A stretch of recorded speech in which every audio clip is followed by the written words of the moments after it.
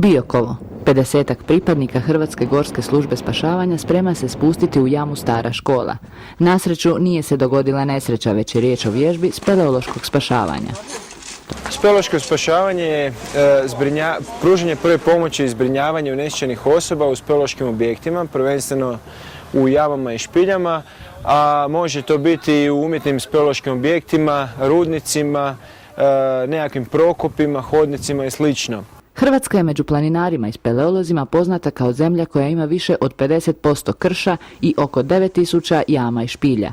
No, istodobno iz svake od njih vreba opasnost od moguće nesreće, jer i zbog neke lakše ozljede čovjek više ne može sam izaći i potražiti pomoć. Tad se mora pružiti medicinska pomoć, mora se spriječiti hipotermija koja je u podzemlju stalno prisutna i onda se čovjeka mora transportirati na površinu u posebnim nosilima, speleo nosilima i na poseban način speleološkim tehnikama.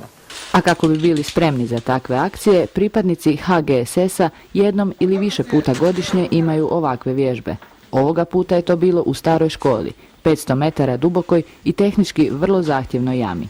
Cilj takve vježbe je ući u objekat, stvoriti nekakvu realnu situaciju, znači unesrećenu osobu sa, ajmo reći, zamišljenim nekim stvarnim ozljedama tipa slomivene ruke, noge, ozljede kralježnice, dakle nekih ozljeda koje se u zbilji mogu desiti. Uz tjelesnu i psihičku spremnost, spasiteljima je u ovakvim situacijama iznimno važna komunikacija. Donedavno se ona odvijala vojnim telefonom. Zamijenjen je znatno lakšim uređajem na principu interfona, boljeg zvuka i duljeg trajanja baterije.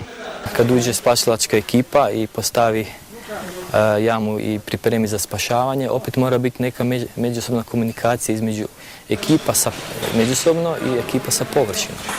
A informacija onda je tu bitno donosi na vremenu, znači na spašavanje čovjekovog života.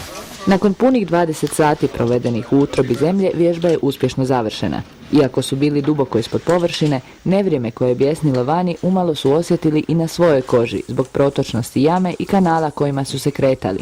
Postoja velika opasnost da nevera, kiša koja je padala tokom večeri, popodneva, da se stvori jednu veliku količinu vode u tim kanalima i da ih možda potopi, da nas dobro polije, pa čak i ugrozi zdravlje i živote spašavatelja.